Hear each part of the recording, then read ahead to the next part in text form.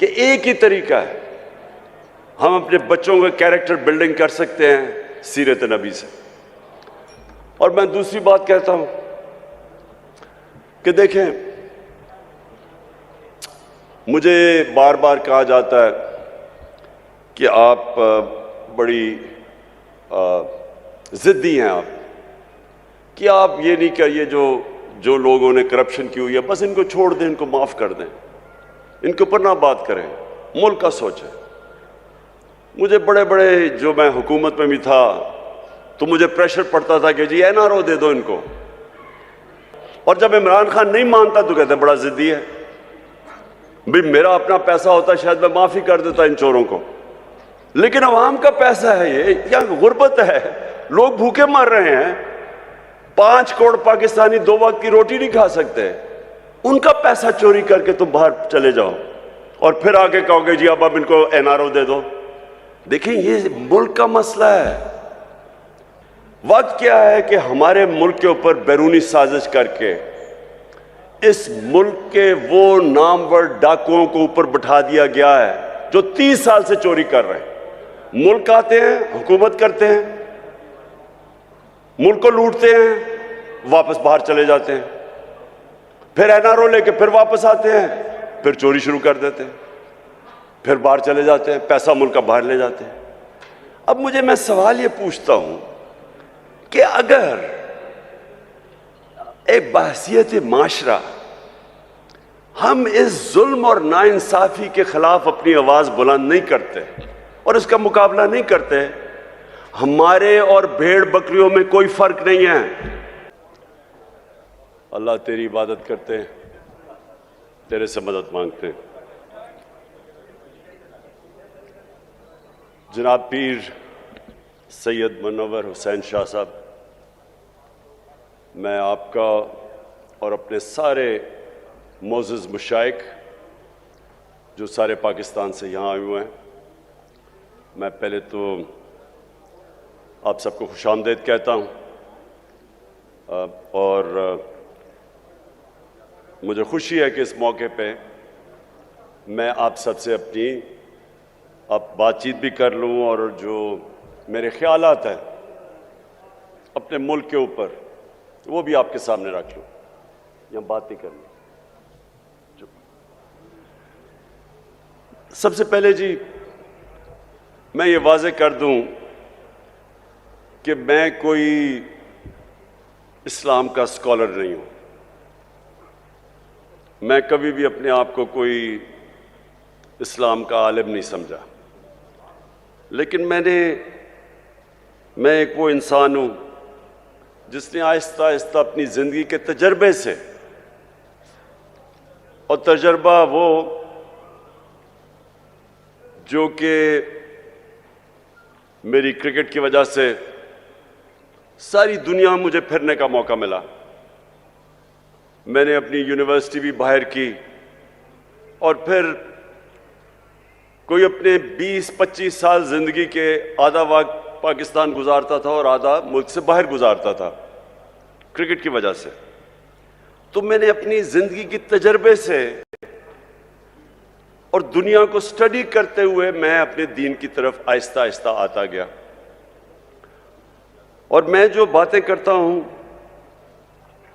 وہ میں ایک اسکالر کی حیثیت سے نہیں کرتا، وہ انسان جو اپنے آپ کو بڑا خوش قسمت سمجھتا ہے کہ اللہ ایک اپنا کبھی کسی کے اوپر خاص کرم کرتا ہے تو اس کو وہ ایمان دے دیتا ہے۔ اللہ کا جو سب سے بڑا تحفہ میں اپنے بیٹوں کو بھی یہ بتاتا ہوں کہ اگر کسی جو سب سے بڑی نعمت اللہ کسی کو دے سکتا ہے وہ ہے ایمان کی، بولنا نہیں ہے، وہ ہے ایمان کی۔ اگر ایمان انسان کو دے دیتا ہے، میری نظر میں، پھر سے میں ایک اسکالر نہیں اپنی حیثیت سے بات کر رہا ہوں، وہ انسان کو آزاد کر دیتا ہے۔ جو ایمان ہے وہ سچا ایمان ہے ہی وہ جو ایک انسان کو آزاد کر دیتا ہے، کیونکہ وہی جب آپ لا الہ الا اللہ آپ کے دل میں جب اللہ ایمان ڈال دیتا ہے اس کا مطلب ہی کچھ اور ہو جاتا ہے۔ بنسبت کہ آپ ہم دنیا میں نے بڑے مسلمان دیکھے ہیں، کلمہ بھی پڑھتے ہیں، لیکن وہ ان کو آزاد نہیں کرتا۔ قرآن کی ایک میں نے آیت پڑھی تھی کہ ایمان والا آدمی ایمان والے آدمی کو پہچان لے گا۔ وہ کیسے پہچانے گا؟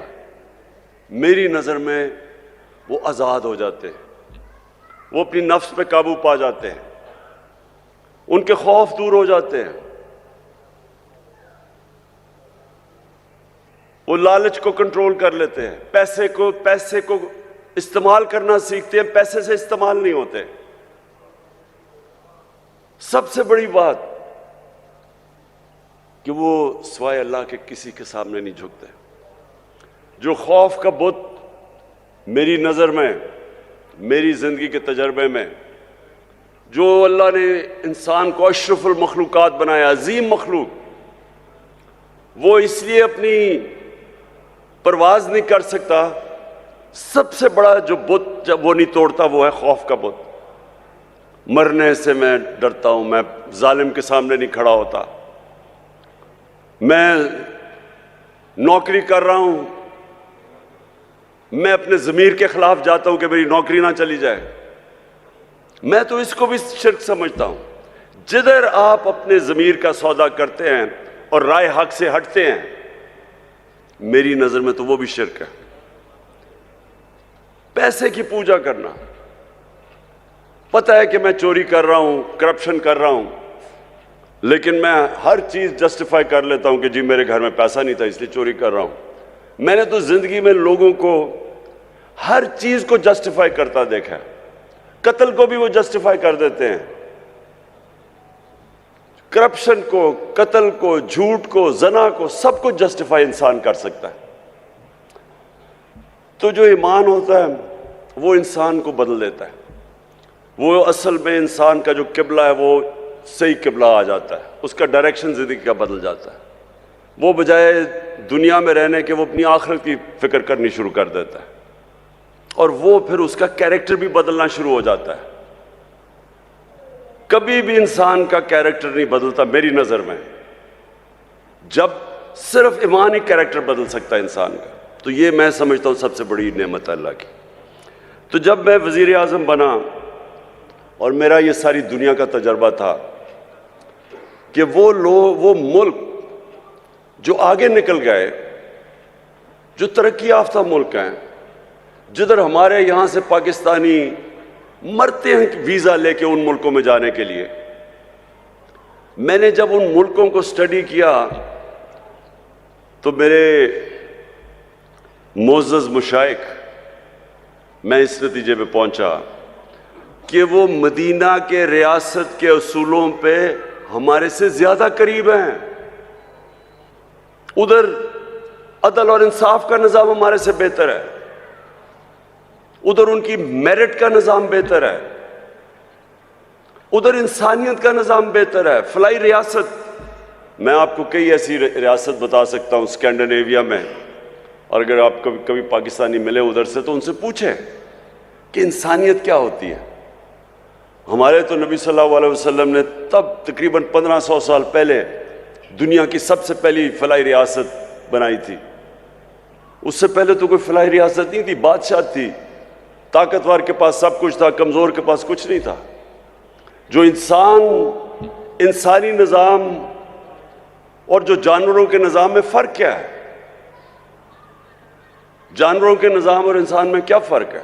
میری نظر میں جو اللہ نے اپنے سارے پیغمبر بھیجے تھے، 1,00,000 سے زیادہ، وہ سارے ایک ہی پیغام دینے آئے تھے کہ جانوروں کی جو جانوروں کی بستی ہوتی ہے اس میں انصاف نہیں ہوتا، اس میں جس کی طاقت اس کے پاس سب کچھ ہے، کمزور کے کوئی حیثیت نہیں ہوتی اس میں، اور وہاں انسانیت نہیں ہوتی۔ جو کمزور ہوتا ہے وہ بھوکا مر جاتا ہے وہاں۔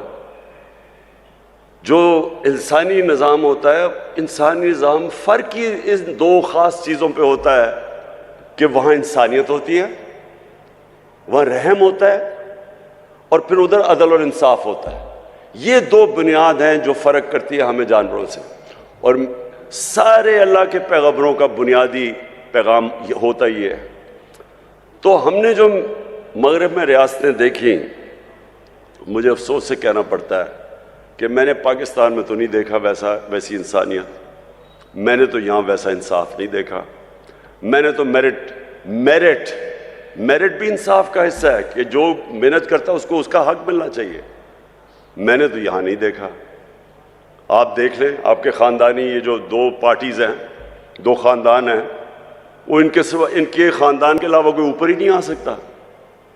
یہ تو مدینہ کی ریاست آپ اسٹڈی کریں، جو محنت کرتا تھا، جو اچھے کام کرتا تھا وہ اوپر چلا جاتا تھا. سلمان فارسی کی مثال دیتے ہیں، تو باہر سے آیا تھا، اس کو انہوں نے کیونکہ اس میں قابلیت تھی اس کو اوپر آنا پڑا. میریٹوکریسی تھی، وہ انصاف کا حصہ ہے. ہمارے ملک میں دیکھ لیں کتنی میریٹوکریسی ہے. میں نے کہہ دیا کہ آرمی چیف کو میرٹ پہ آنا چاہیے، مصیبت پڑ گئی ساری جگہ. تو یہ ہمارے مسئلہ یہ ہے کہ میرٹ کا مطلب ہی نہیں ہمیں سمجھ. آپ اگر دنیا میں مقابلہ کر لیں، جس معاشرے کے اندر انصاف اور میرٹ ہوتا ہے وہ آگے نکل جائے گا اس معاشرے سے جس میں میرٹ نہیں ہوتا. دو کرکٹ ٹیم چلے، میں نے کرکٹ میں 20 سال دنیا میں انٹرنیشنل کرکٹ کھیلا. ایک کرکٹ ٹیم میرٹ پہ سلیکٹ ہوتی ہے، دوسری سفارشوں کی ہوتی ہے.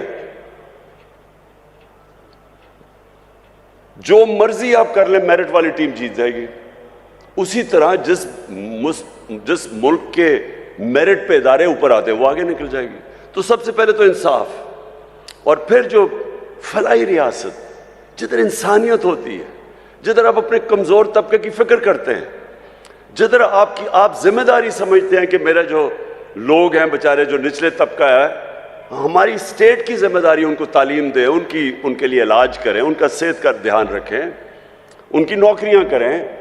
یہ آج آپ یورپ چلے جائیں، برطانیہ چلے جائیں، آپ ان ملک کو علی پیچھے ہو، آپ دنیا میں چلے جائیں، ہر جگہ کے اوپر آپ کو یہی نظر آئے گا کہ بہتر ان کا سسٹم، سوشل سیکیورٹی سسٹم بہتر ہے.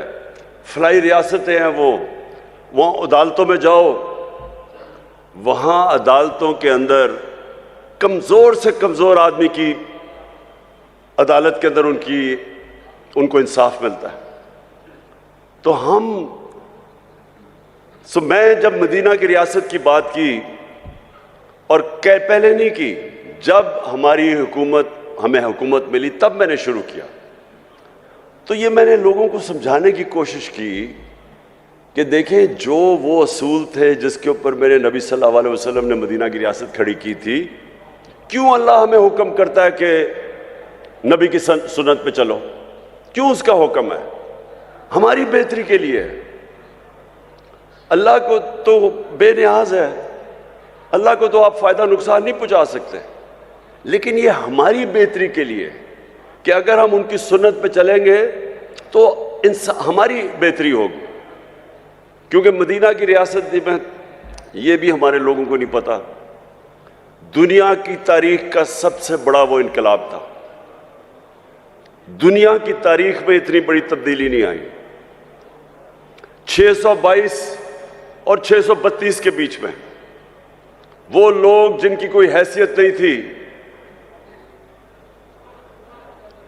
وہ دنیا کے لیڈرز بن گئے. یہ تاریخ کا حصہ ہے، یہ بھی ہمارے لوگوں کو نہیں پتا. 10 سالوں کے اندر صرف 1200 سے 1300 لوگ جنگوں میں مرے تھے دونوں طرف.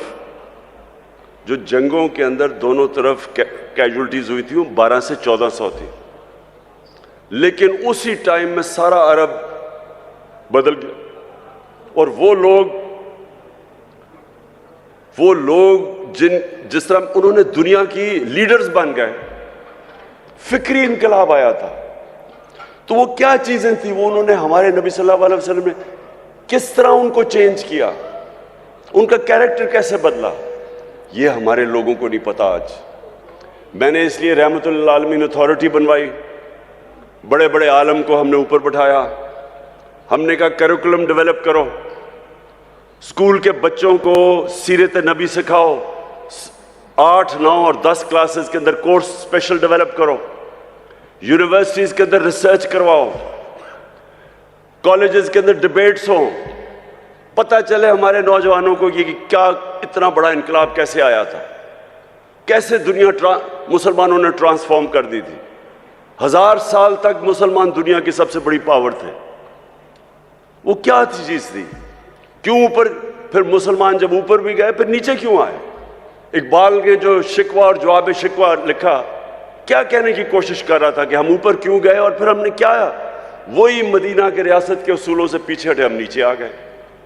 اور آج ہم پھر کیسے اپنے لوگوں کو اوپر لا سکتے ہیں؟ اس لیے ہماری کوشش تھی کہ یہ اتھارٹی بنا کے ہم سارے ملک کے اندر لوگوں کو سمجھائیں، اپنے یوتھ کو، نوجوانوں کو، پھر ان کا کیریکٹر بلڈنگ کریں۔ اس وقت ہمارے بچوں کے اوپر جو پریشر ہے، میں اپنے معزز مشائخ آپ سب کے سامنے کہہ رہا ہوں، موبائل فون نے دنیا بدل رہا ہے۔ موبائل فون کے اوپر جس طرح کا مٹیریل آج ہے، انسانی تاریخ میں بچوں کے پاس اس طرح کی چیزیں نہیں ہیں۔ پورنوگرافک مٹیریل ہے، ہر قسم کا گند ہے، فائدہ بھی ہے، علم بھی ہے، لیکن دوسری طرف ہر قسم کا اس میں ایکس ریٹڈ مٹیریل ہے جو بچوں کو کبھی انسانی تاریخ میں بچوں کو یہ چیزیں نہیں دیکھتی تھی۔ اگر اب ہم اپنے بچوں کی تربیت نہ کریں، اور میں سمجھتا ہوں کہ تربیت ہو ہی ایک طرح سکتی ہے کہ ہم سیرت نبی سے بچوں کو پڑھائیں، ان کا کیریکٹر بلڈنگ کریں۔ ایک چیز ہے جس طرح ہم اپنے بچوں کو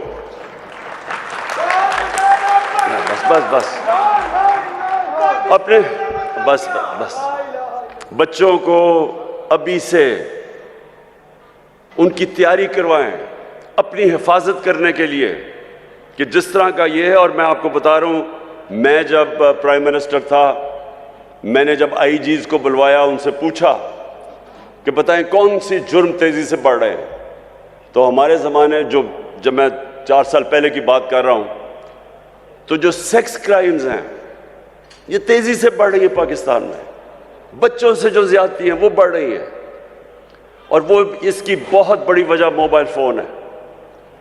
لیکن ہمیں اب اپنی بچوں کی تربیت کی ضرورت ہے، اور میں پھر سے کہتا ہوں کہ ایک ہی طریقہ ہے ہم اپنے بچوں کا کیریکٹر بلڈنگ کر سکتے ہیں، سیرت نبی سے۔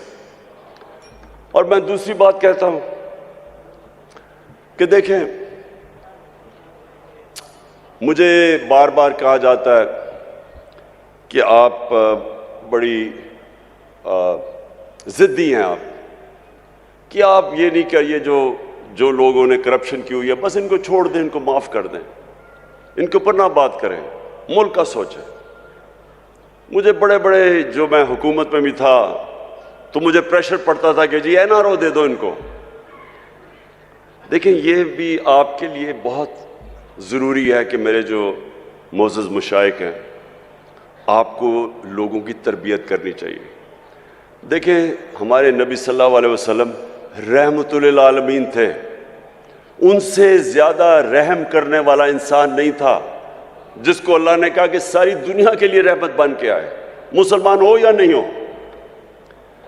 لیکن ان کو جو سب سے زیادہ رحمت کرنے والے انسان تھے، رحم کرنے والے انسان تھے، جب فتح مکہ ہوئی انہوں نے ان سارے کفار کو معاف کر دیا جنہوں نے مسلمانوں پہ بڑا ظلم کیا تھا، ان کے اوپر ہر قسم کا تشدد کیا تھا، ان کو ہجرت کرنی پڑی، ان کے جس طرح کی مشکلات کا سامنا کرنا پڑا۔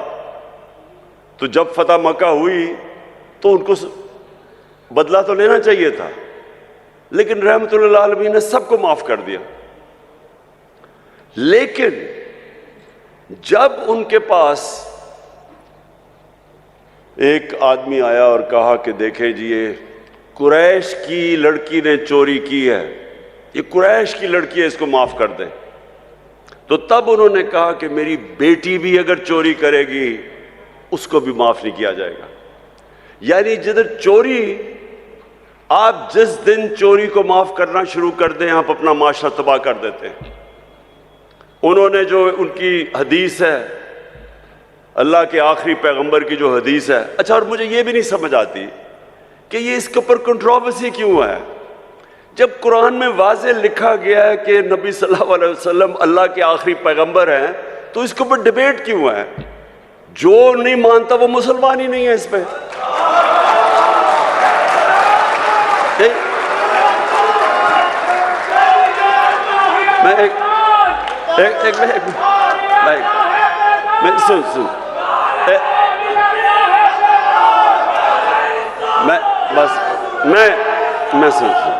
میں صرف یہ کہہ رہا ہوں کہ یہ بار بار کہ جی وہ فلانا قائدیانی ہے، کسی کے اوپر بھی انگلیاں اٹھائی جاتی ہیں.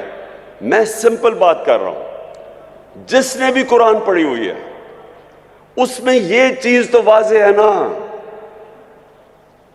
کہ محمد مصطفیٰ نبی صلی اللہ علیہ وسلم اللہ کے آخری پیغمبر ہے. واضح ہی ہے، تو اس کے اوپر تو ڈیبیٹ ہی نہیں ہے. ہم ایسے کہ کبھی کسی کے اوپر انگلی اٹھاتے ہیں. اچھا، تو میں یہ اب آپ کو دیکھیں، یہ بہت ضروری ہے ہم سب کے لیے. یہ جو وقت ہے اس وقت پاکستان میں، یہ بہت اہم وقت ہے. وقت کیا ہے کہ ہمارے ملک کے اوپر بیرونی سازش کر کے اس ملک کے وہ نامور ڈاکوؤں کو اوپر بٹھا دیا گیا ہے جو 30 سال سے چوری کر رہے ہیں. ملک آتے ہیں، حکومت کرتے ہیں، ملک کو لوٹتے ہیں، واپس باہر چلے جاتے ہیں، پھر NRO لے کے پھر واپس آتے ہیں، پھر چوری شروع کر دیتے ہیں، پھر باہر چلے جاتے ہیں، پیسہ ملک کا باہر لے جاتے ہیں. اب میں سوال یہ پوچھتا ہوں کہ اگر ایک بحثیت معاشرہ ہم اس ظلم اور ناانصافی کے خلاف اپنی آواز بلند نہیں کرتے اور اس کا مقابلہ نہیں کرتے، ہمارے اور بھیڑ بکریوں میں کوئی فرق نہیں ہے. اس سے بڑا ظلم کیا ہے؟ چوری. آپ یہ ایسے ہے کہ آپ کے گھر میں کوئی چوری کرے، چوری کر کے چلا جائے اور تھوڑی دیر بعد کہ جی میری چوری معاف کر دو. کون کرے گا؟ آپ کا کوئی گھر لوٹ کے جائے، آپ معاف کریں گے اس کو؟ کہیں گے پہلے پیسے واپس کرو. تو کرپشن تو ملک کا پیسہ چوری ہے. وہ جو سارے عوام کا، جو اسکولوں پہ، ہسپتالوں پہ، جو ہر چیز عوام کی سہولتوں کے لیے پیسہ، وہ چوری کر کے باہر لے جاتے ہیں اور پھر تھوڑی دیر بعد کہتے ہیں جی اس کو معاف کر دو. اور جب عمران خان نہیں مانتا تو کہتے ہیں بڑا ضدی ہے.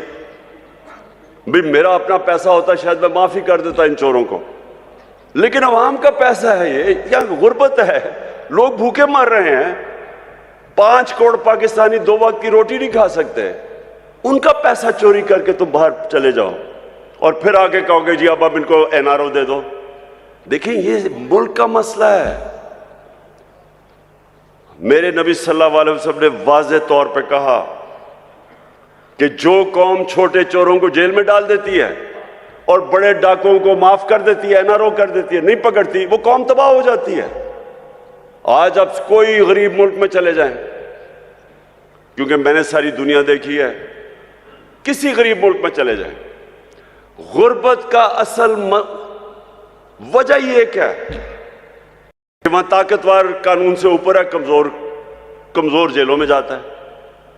اب کسی ملک میں چلے جائیں، نائجیریا تیل کے ذخیرے پہ بیٹھا ہوا ہے، سب سے زیادہ جو تیل ہے وہ نائجیریا کے اندر ہے. وہاں غریبوں کی فوج ہے. وہاں کیوں غربت ہے؟ کیونکہ ان کے اوپر لوگ بیٹھ کے پیسہ چوری کر کے ملک سے پیسہ باہر لے کے جا رہے ہیں. سوئٹزرلینڈ چلے جائیں، سوئٹزرلینڈ میں کوئی وسائل ہی نہیں ہے. ہمارے جو شمالی علاقے ہیں، ناردرن ایریاز، سوئٹزرلینڈ سے دگنے بڑے سائز میں اور سوئٹزرلینڈ سے بہت زیادہ خوبصورت ہے.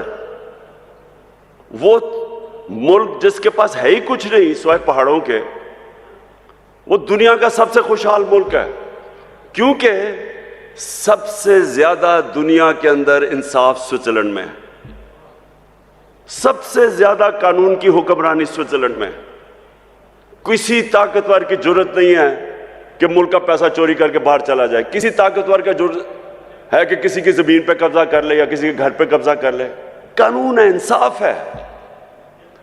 حضرت علی رضی اللہ تعالیٰ نے فرمایا تھا کہ کفر کا نظام چل جائے گا لیکن ناانصافی اور ظلم کا نظام نہیں چل سکتا. ہمارا یہ مسئلہ ہے آج. یہاں کوئی وسائل کی کمی نہیں ہے. یہ اللہ نے ہر قسم کی اس ملک کو نعمت دی ہے، لیکن یہ ملک تب تک نہیں چلے گا جب تک ہم مل کے اپنے ملک کو ان اصولوں کی طرف لے کے جائیں جس کے اوپر مدینہ کی ریاست کو کھڑا کیا تھا میرے نبی نے. تو میں آپ مشائخ، معزز مشائخ، میں یہ چاہتا ہوں کہ آپ یہ میرے ساتھ مل کے یہ ملک کی حقیقی آزادی کے لیے جہاد لڑیں. بس بس بس بس بس بس بس بس بس بس میں یہ پیر منور صاحب،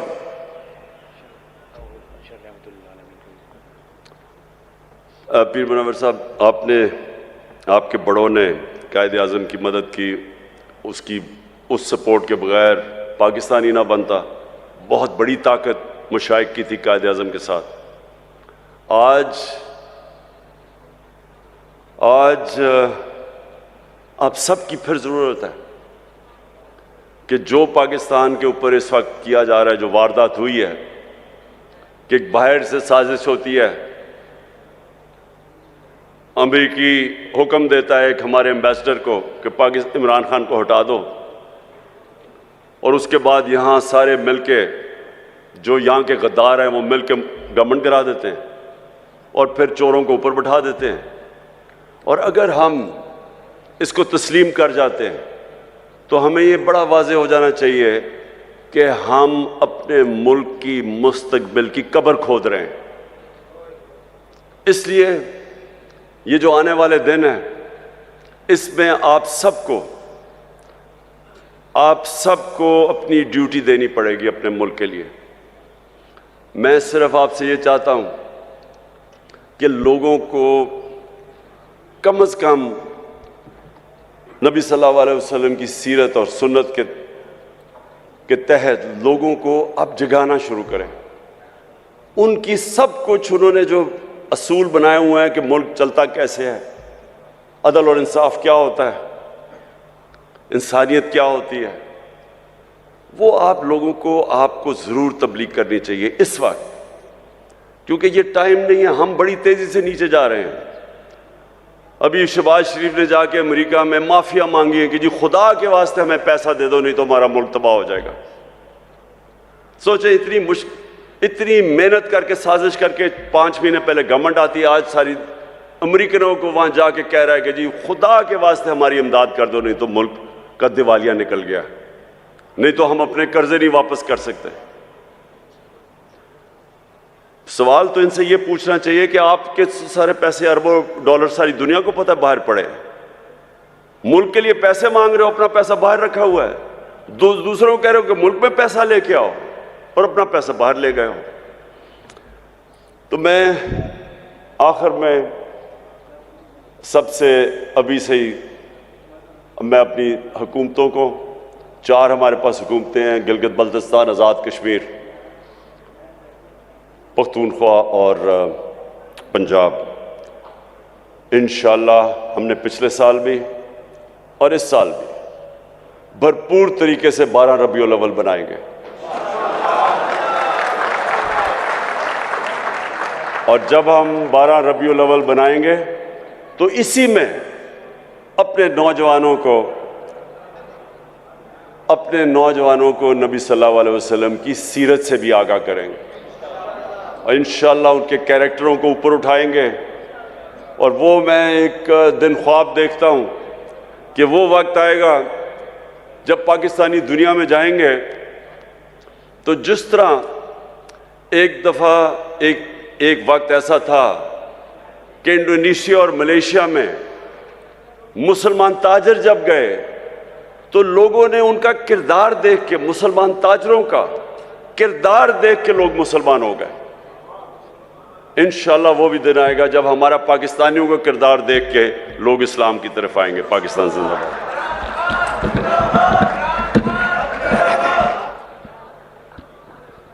میں پیر سید منور حسین